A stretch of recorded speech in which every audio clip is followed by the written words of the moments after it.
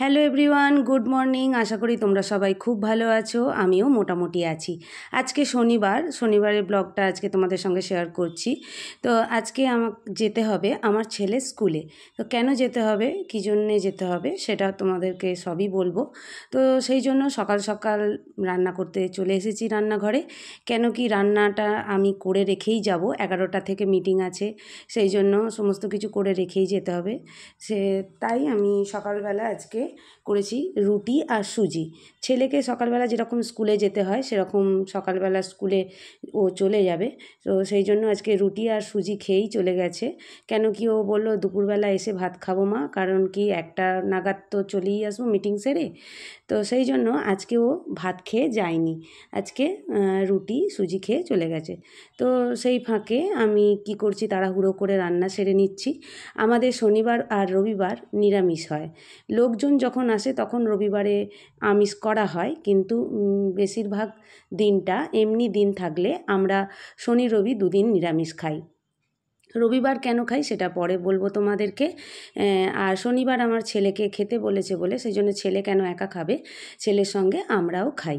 তো এই যে আমার শ্বশুরমশাই এসে গেছে, বলছে টিফিনটা দিয়ে দে। তো আমার শ্বশুরমশাইকে ব্রেকফাস্টটা দিয়ে দেবো, সেই জন্য রুটি আর সুজিটা তুলেছি, এদিকে চা বসিয়ে দিয়েছি, আর একদিকে আলু সেদ্ধ বসিয়ে দিয়েছি। ডাল সেদ্ধ তো হয়েই গেছে, খালি ওটা সাঁতলে নেব। তো এবার আমার শ্বশুরমশাইকে চা দিয়ে দিচ্ছি। আমি কখন খাবো আমার কোনো খাওয়ার ঠিক নেই।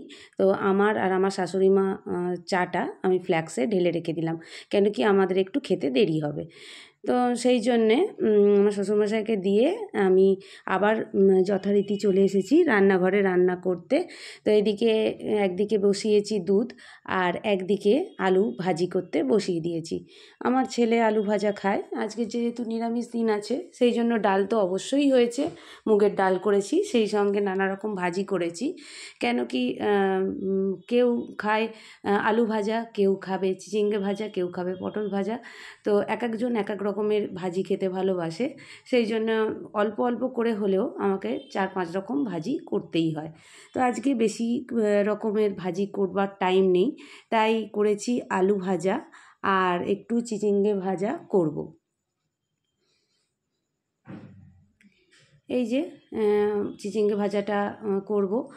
দেখছিলাম অনেক দিন ধরেই চিচিঙ্গেটা পড়েছিল, কেন কি নষ্ট হয়ে যায় যদি, সেই জন্য যতটা ছিল ততটাই আজকে বসিয়ে দিয়েছি। আজকে সবটাই করে দেব। তো এটা 2টো ব্যাচে আমাকে করতে হবে, একটা ব্যাচে হবে না। তো আমি একটু চিচিঙ্গে ভাজাতে একটু কিন্তু চিনি দিই, তোমরা কি কেউ দাও? তো যাই হোক, আমি দেখো একদিকে আবার ঢ্যাঁড়সের একটু তরকারি করব, ঢ্যাঁড়স আলু দিয়ে একটা নিরামিষ তরকারি করব, সেই জন্য ঢ্যাঁড়সটা একদিকে ভাজা বসিয়ে দিয়েছি। আর এই যে একদিকে চিচিঙ্গে ভাজাটা প্রায় কমপ্লিট হয়ে গেছে আমার, আমি ওটাকে এবার তুলে নিচ্ছি। তো যখন মানে ছেলের স্কুলের এরকম সকালবেলা যেতে হয় না, খুব তাড়াহুড়ো লেগে যায়। হ্যাঁ, নিত্যদিনের কাজ তো এমনি থাকেই, কিন্তু তার ফাঁকে আবার এগুলোও সামলাতে হয়, তো একটু চাপ হয়ে যায়। তো দেখো পটলটা আর সোয়াবিনটা যেটা দেখিয়ে দিলাম ওটা হচ্ছে বিকেলে রান্না করব, ওটাকে সাইড করে রেখে দিলাম, সকালবেলা টাইম হবে না। তো এবার আমি ডালটাকে একটু সাঁতলে নেব, সেই জন্য সর্ষের তেল আর 5 ফোড়ন শুকনো লঙ্কা দিয়ে আদা দিয়ে একটু তেলেতে একটু নেড়ে নিচ্ছি। আর আমি একটুখানি তেলেতে একটু হলুদও দিয়ে দেব, কেন কি আদা বাটাটা না হলে গায়ে ছিটকে আসে, সেই জন্য এই যে একটু হলুদ দিয়ে দিলাম। দিয়ে আজকে তো মুগের ডাল নিরামিষ, তো এবার আমি ডালটা দিয়ে সাঁতলে নেব। তো আমরা 3টে বন্ধু মিলে আজকে যাব। তো ওদেরকে বলা রয়েছে যে আমার হয়ে গেলে তোমাদেরকে ফোন করব, তোমরা সবাই বাস স্ট্যান্ডে চলে আসবে। তো আমার বাড়ির সামনেই, আমার বাড়ি থেকে বেরোলেই আমার রাস্তা, সেই জন্য আমার অতটা বেশি আসতে হবে না, ওদেরকেই একটু এসে রাস্তায় দাঁড়াতে হয়। তো যাই হোক, ভগবান এই দিক থেকে আমাকে খুব আরাম দিয়েছে যে আমাকে হেঁটে অতটা বাস স্ট্যান্ডে যেতে হয় না, বাড়ি থেকে বেরোলেই ব্যাস বাসে উঠতে পারবো। তো এবার ডালটা ওইদিকে সম্বর দিতে বসিয়ে দিয়েছি, ডালটা যতক্ষণ না ফুটে উঠছে ততক্ষণ আমি এদিকে আলু সেদ্ধটা মেখে নিচ্ছি। কেন কি আমি সমস্ত কিছু জোগাড় করে একদম রেখে যাব, না হলে আমার শাশুড়ি মা, আমার যদি আসতে দেরি হয়, আমার শাশুড়ি মা তবু আমার হাজব্যান্ড আর আমার শ্বশুরমশাইকে খেতে দিতে পারবে আর নিজেও খেয়ে নিতে পারবে। বলা তো যায় না একটা কাজে বেরোলে কখন আসবো, তো সেই জন্য আমি সমস্তটাই রেডি করে রেখে যাচ্ছি, আমার শাশুড়ি মা তাহলে দিয়ে দিতে পারবে ওদেরকে। তো এই যে আবারও 5 ফোড়ন আর শুকনো লঙ্কাটা দিইনি, আমার দিতে ভুলে গেছি, তো এবার দিয়ে দিয়েছি আদা বাটা, তাড়াহুড়ো করছি তো ব্যাস ভুলে গেছি। দিয়ে এবার মশলাটা ভালো করে কষিয়ে নিয়ে আমি দিয়ে দিয়েছি আলুটা ওর সঙ্গে দিয়ে ভালো করে ভাজা ভাজা করে নিচ্ছি। ভাজা ভাজা করে নিয়ে আমি একটুখানি জল ঢেলে দিয়েছি, দিয়ে আর চাপা দিয়ে আলুটাকে সেদ্ধ হতে দেব। যখন একটু আধ সেদ্ধ মতো হয়ে যাবে তখন সমস্ত রকম গুঁড়ো মশলা আমি এক এক করে দিয়ে দেব। আর এতে চিনিটাও দিয়ে দিয়েছি, একটু মিষ্টি মিষ্টি হবে, নিরামিষ তরকারিতে একটু মিষ্টি মিষ্টি হয়। তাছাড়া আমার শ্বশুরবাড়িতে সবাই অতটা ঝাল খেতে পছন্দও করে না, তো সেই জন্য একটু সমস্ত তরকারি আমার একটু প্রায় মিষ্টি মিষ্টি হয়ে যায়। তো মশলাগুলো দিয়ে দিয়েছি, দিয়ে এবার ঢ্যাঁড়সটা যে ভেজে তুলে রেখেছিলাম সেটাও দিয়ে দিলাম, দিয়ে আবারও আমি ভালো করে নাড়াচাড়া করে নিচ্ছি। আর একবার করে দেখছি ঘড়ি কটা বাজে আর কটা বাজে। আমার ওরকম যখন টাইম থাকে না তখন মানে আমার কিভাবে যে টাইম চলে যায় বুঝতেও পারি না। তো এই যে শেষে নুনটা দিয়ে দিলাম, দিয়ে আমি ভালো করে নাড়াচাড়া করে নিলাম। প্রায় তরকারিটা কমপ্লিট হয়ে গেছে। ওপর থেকে একটু ওই যে ওটা কী বলে ভুলেই যাচ্ছি, তাড়াতাড়ি করে বলছি, বলতে বলতে ভুলেই যাচ্ছি। ওপর থেকে আমি একটু মৌরি গুঁড়ো করে রেখেছিলাম, ওটা দিয়ে দিলাম। তো মোটামুটি রান্না আমার প্রায় কমপ্লিট হয়ে গেছে, সব রান্নাই হয়ে গেছে। তো এবার গোছানোর পালা। তো হাতে দেখছি রয়েছে আর 15 মিনিট টাইম।